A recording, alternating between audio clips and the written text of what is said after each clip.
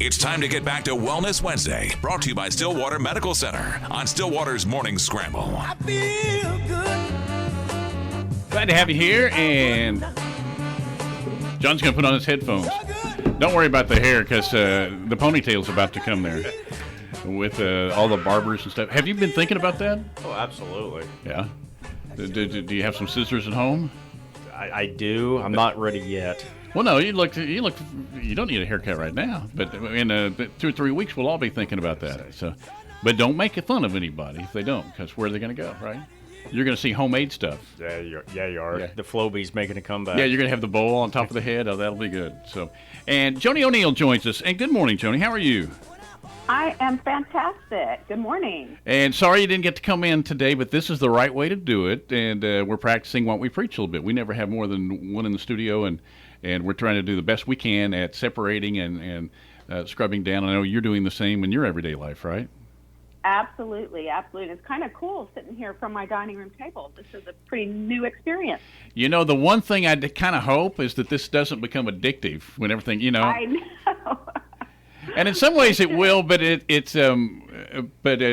like having them in studio. But I can definitely see the advantage of I'll just go out and have a cup of coffee and put my feet up, and then I'll do my work like that. So that's, Right. Well, I think it'll introduce a lot of us, especially some of those who were not quite so interested in learning all the newest technologies. I know the Zoom meetings have increased tremendously, and there's, like you said, there's good to it, and then there's something missing as well. Yeah. Do you have to partake? I think John's been. Have you done some of that here, John? Oh, absolutely. The Zoom stuff, both work and social. But you did it beforehand a little bit, didn't you? I've done some beforehand. Yeah. What about you, Joni? Yes. Yeah, same thing. I've done a few Zoom meetings, lots of webinar meetings, and I wasn't a huge fan of them, just from the mental thought of it and what's missing. But once I got started, I think it really is a great process. I think that's one that's going to Zoom also, and there's different ways out there. But I was talking to Jesse Martin, who's with OSU Athletics, and I can see his point of view. But when they have, I can remember a few years ago, our dear friend Kurt Butke came in, and he was used to having to really follow a budget at a small, he taught at small schools, community colleges, and the Big 12 was flying them everywhere, and they'd go meet and play golf, and how many thousands of dollars did that meeting cost? And we're talking about how you can save, and so that may be some of these, we can change the way we do things, be just as effective, and look at cost savings for businesses. So I think some of those things will be implemented even more, even though the face-to-face is important in the contact, right? Yeah, face-to-face is. is. It can even be used in your personal life. My life group, my church life group, there's a group of, probably 8 couples.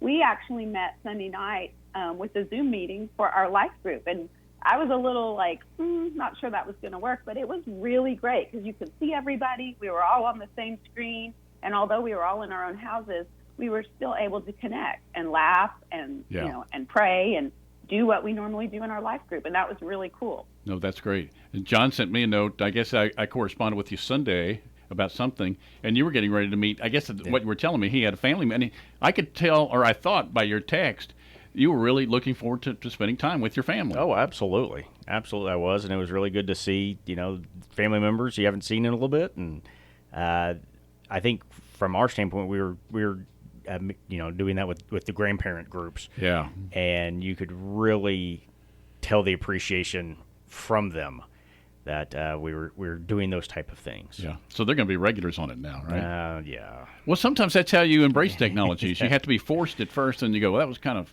all right. And it worked. It wasn't painful. Yeah. And Joni, that's what kind of we're talking about here.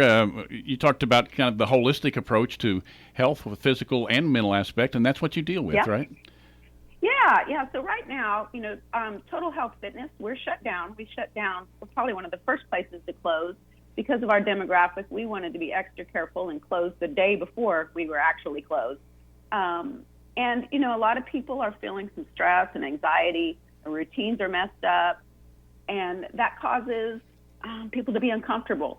So today, I kind of want to talk about the overall well-being. There's several areas of our life that we can affect, either on a large scale or on a small scale. And those are the things that kind of make up our overall well-being. And those areas are movement, which would be exercise or just physical movement. Nutrition, of course, what we put in our bodies determines how we feel. Sleep, so many of us I've heard are sleeping way better and more than we have in a long time. Our stress management, things that we can do to help some of our neurotransmitters be produced so that we can feel hope and joy, the environment we're in, and then, of course, the social aspect. So there are just 6 areas that we can have an effect on that make us feel better. And just if I'm going on too long, jump in. No, you're good. You're doing great. But the way I like to look at it is to look at each of those areas. Imagine a dial or a clock, and the dial reads 1 through 10, going around clockwise. Look at each area, and then imagine what number 10 looks like for you. So that means like the best day in movement and exercise, where you could do all out, everything, your best, hardest workout, and then dial it down to number 1. What does that look like? Maybe just getting a walk outside your front door around the yard. And then kind of build it around. What does each of those numbers, and you can do 1 through 3, 1 through 6, whatever the number. So that's your dial. And so the goal is in every day is not that you have to be a 10, that you're doing your top-notch workout or movement, but that you're doing something. So use your dials. And so maybe one day the best you're going to do is get out your front door and do a lap around your yard. And that's okay. But know that you have control. So you've got that. You're going to do number 1 today, and maybe tomorrow I'll be a 6 or a 10. Right. And so you don't ever stop. You just change your dials. Because what happens with a lot of people with their exercise or their nutrition even, you have a bad day, and so there goes the whole week or the whole month because I've messed up, so I'm just going to toss it all in the trash.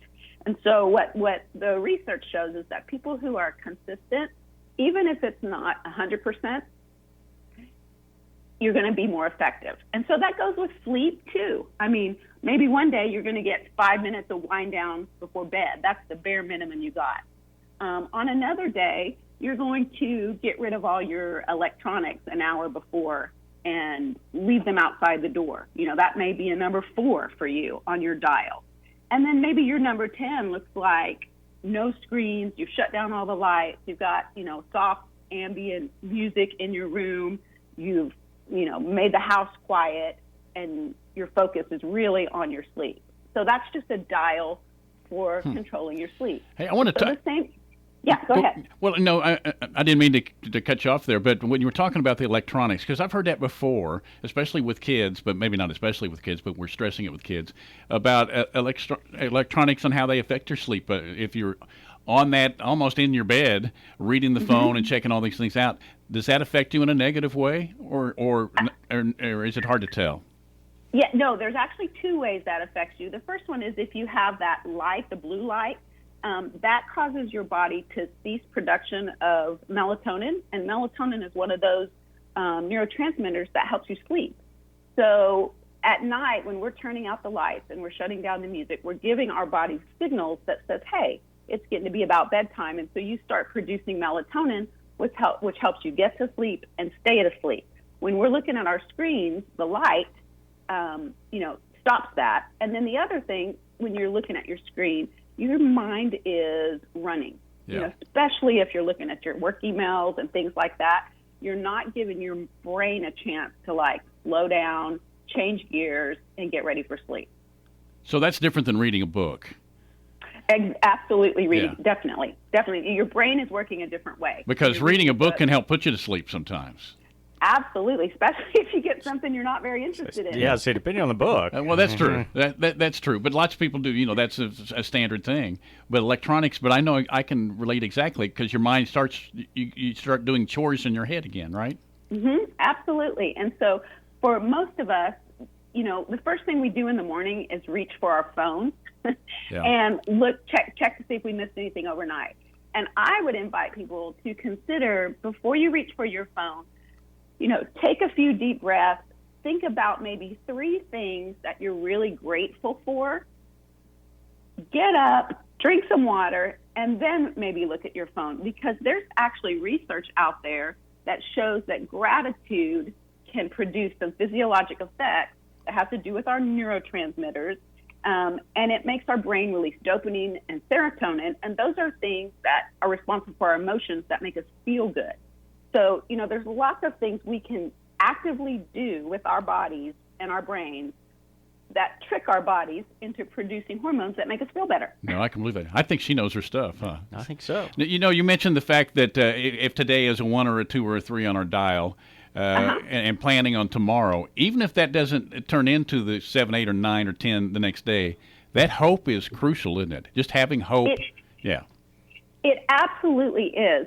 And one thing I learned recently was that we can actually make our bodies produce hope or produce the hormones that make us feel hope. And a couple of ways we can do that. One is to take a moment and just really reminisce about things you love. So here you're using your brain. So you can either go back through pictures, either actual pictures you have or Facebook pictures, and kind of get lost in a reverie. And that actually helps your body produce those hormones that make you feel good. And then another one, of course, is exercise. A single brisk walk, 20, 30-minute walk, or any bout of exercise that gets your heart rate up can improve the production of dopamine and serotonin, noradrenaline, and endorphins. And those things cause hope, calming, feeling good effect. They increase your heart rate, your blood flow, your energy, and they decrease anxiety. And that's a single walk, and that can last up to 2 hours or so. We always heard that, I think when they come out with lists, which are awful, when they say the most depressed cities or whatever, but like Seattle, and God bless Seattle right now because they're going through a lot in Washington. But Seattle is usually listed as one of the gloomier cities because it rains about every day and people are inside a lot. And it's usually on a list of fighting depression and stuff. Is that simply because they don't have that outlet that maybe we do? Possibly. Really a lot of the way we feel comes from the way we think. So, I invite people to think about, so this is going to sound really funny. Think about what you're thinking. So, and then when you find that thought, so whether you're thinking, so I'm afraid or I'm anxious, and then you ask yourself, why am I thinking that? Right. And then you ask yourself, is that the only way to see that? Is there another way? So just a very tiny example is you hear people saying, I'm stuck at home, I'm stuck at home, I'm stuck at home. And that's the mantra that's running through their head. What if you reframe that and said, I'm so thankful I'm safe at home? Yeah. And, actually take the time to make your brain say that inside your head over and over and over. And what that does is it changes the way you feel because I'm no longer stuck. Oh my gosh, I'm safe. So we really have a lot of control over how we feel by controlling our thoughts. I believe that our thoughts are like little children, that if we don't guide them, they can really run amok and, make us crazy. Little kids can make us crazy. So same with our thoughts. Let them run. Yeah. Joni, I agree with you 1,000% if there is such a thing, because I think everybody knows someone who is a good person or whatever, but if you ask how they are, they're going to be down. I mean, they see the glass half empty all the time almost, as opposed to counting your blessings and the fact that, I get to come in here and I get to hang out with John Bartley in the morning and talk to people, But tomorrow will be a better day. Yeah, tomorrow will be a 10. So Joni told me. The thing is, it's not, people say, oh, that's just their nature. Well, maybe for some people it is, but it's also a discipline, where you literally choose to think something. And if you do it enough, your brain and your body will start to believe it. And it's not easy. And some people have to do it every day over and over about every topic that pops up. Yeah, no, I agree completely with that. So I lied to you before.